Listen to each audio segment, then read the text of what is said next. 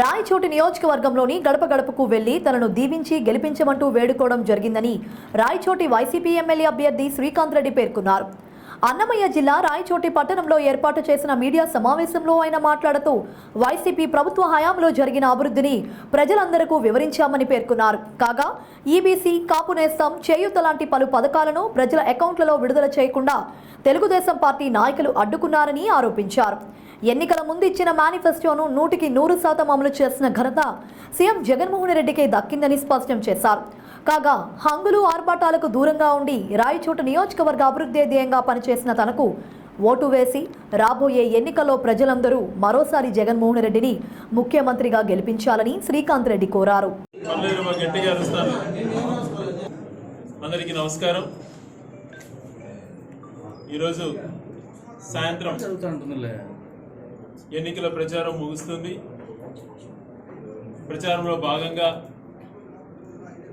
నియోజకవర్గంలోని చాలా వరకు ప్రతి గడపకు కూడా వెళ్ళి దీవించమని నియోజక ప్రజలను వేడుకోవడం జరిగింది.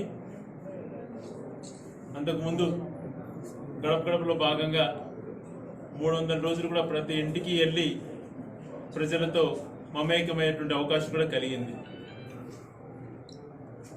ఒక రాజకీయ పార్టీ అభ్యర్థిగా, వైఎస్ఆర్ కాంగ్రెస్ పార్టీ అభ్యర్థిగా పోటీ చేస్తున్న నేను గత 5 సంవత్సరాల్లో ఎన్నికైనప్పుడు ఈ నియోజకవర్గానికి కానీ, ఇక్కడ బడుగు బలహీన వర్గాల ప్రజలకు కానీ ఏ రకంగా మేలు చేసినటువంటిది ప్రతిరోజు కూడా మీడియా ద్వారా వివరిస్తున్నాను.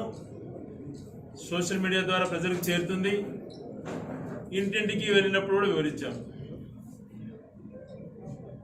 గతంలో ఎన్నడూ జరగనటువంటి అభివృద్ధి కూడా మనం నియోజకవర్గంలో చేసుకోగలిగినాం.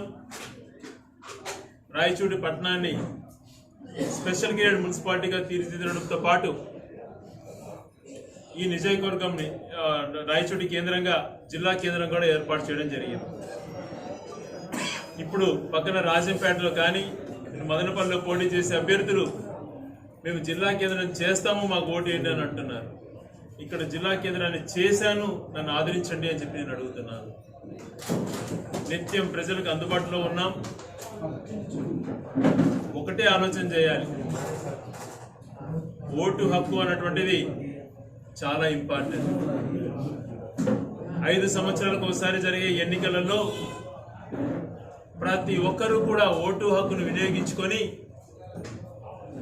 ఈ 5 సంవత్సరాలలో వాళ్ళు ఓటు వేసిన తర్వాత ఆ ప్రాంతానికి వాళ్ళు ఊహించినంతగా అభివృద్ధి జరిగిందా లేదా అని ఆలోచన చేసుకొని మళ్ళీ కూడా ఎవరైతే మంచి జరుగుతుందో, ఎవరి ద్వారా అయితే అభివృద్ధి చెందుతుందో వాళ్ళని ఎన్నుకునే అవకాశం. కాబట్టి ప్రతి ఒక్కరు కూడా ఓటును సద్వినియోగం చేసుకోవాల్సిందిగా విన్నవించుకుంటున్నాను.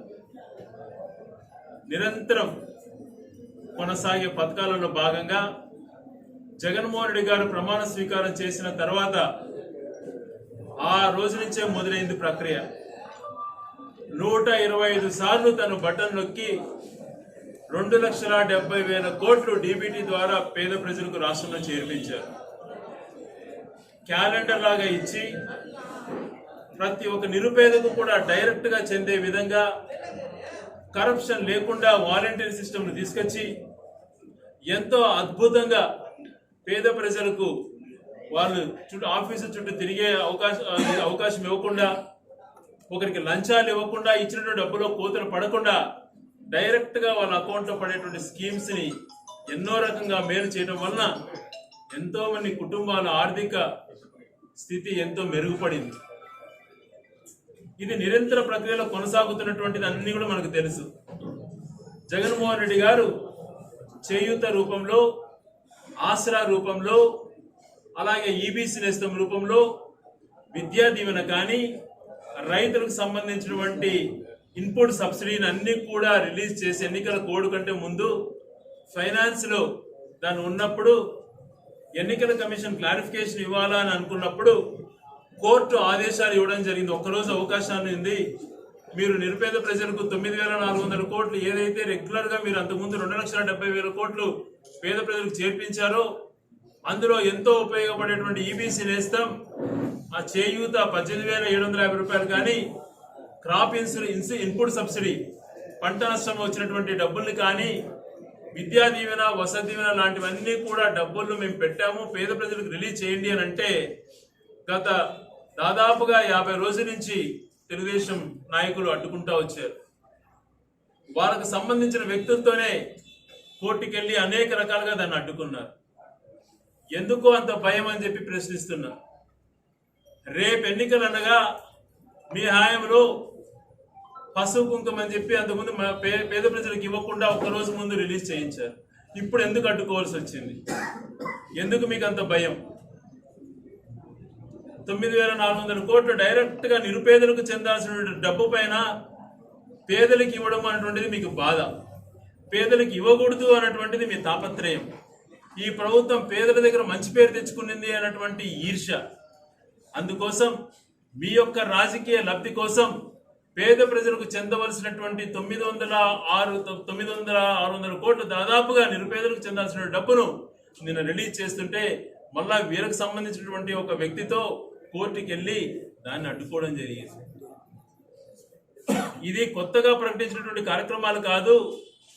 ఈబీసీ నేస్తం ద్వారా మహిళలకు మేలు జరుగుతుంది, చేయూత ద్వారా మహిళలకు మేలు జరుగుతుంది. ఇవన్నీ కూడా జగన్మోహన్ రెడ్డి గారు ఆల్రెడీ బటన్ నొక్కి ఉన్నటువంటి కార్యక్రమాలే, ఇంతకుముందు కొనసాగిన పథకాలే అని ఎంత విన్నవించుకున్నా పేద ప్రజలకు చెందకుండా అడ్డుకున్నారు అని అంటే వీళ్ళు ఏం మనుషులు అనాలి అని చెప్పి వీళ్ళని ఏ రకముగా వీళ్ళని చూడాలి అని చెప్పి ఒకసారి ప్రజల్ని గమనించమని కోరుతున్నాను.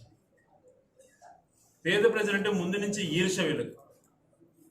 అలాగే మన నియోజకవర్గానికి సంబంధించే ఈరోజు దాదాపుగా 12 కోట్ల పైగా ఇన్సూరెన్స్ రావాల్సినటువంటిది. ఇది ఎన్నో రోజుల నుంచి అడ్డుకున్నారు. జగన్మోహన్ రెడ్డి గారు ఒకటే చెప్పారు, అడ్డుకుంటే అడ్డుకున్నారు, ఎప్పుడు రిలీజ్ చేయాలో చెప్పండి, మేము డబ్బులతో రెడీగా ఉన్నాము అని చెప్పి. కోర్టు ఆదేశాల ప్రకారం ఐ థింక్ మే పోలింగ్ అయిపోయిన మరుసటి రోజు ఇవ్వచ్చని నేను చెప్పింది. సో ముందు ఇవ్వకుండా ప్రజలకు చెందుతుందన్న బాధతో వీళ్ళు అడ్డుకున్నారు. ఏదో ఒక రకంగా మే 14 అయినా కూడా ఈ డబ్బులన్నీ కూడా నిరుపేద ప్రజలకు చేర్పించవలసిందిగా, అప్పుడు కూడా అడ్డుకోకుండా ఉండవలసిందిగా వాళ్ళకి విజ్ఞప్తి చేస్తున్నా. నిరంతర ప్రక్రియలో భాగంగా జరుగుతున్నటువంటి పథకాలను అడ్డుకోకూడదు, చాలా దుర్మార్గం. ఎన్నికలు జరిగేటప్పుడు మనం ఏం మంచి చేశాం, ఏం మేలు చేశాం, ఈ మేలు చేశాం కాబట్టి మాకు ఓటు వేయండి, పలాని కార్యక్రమాలు మళ్ళీ చేస్తాం అని చెప్పినప్పుడు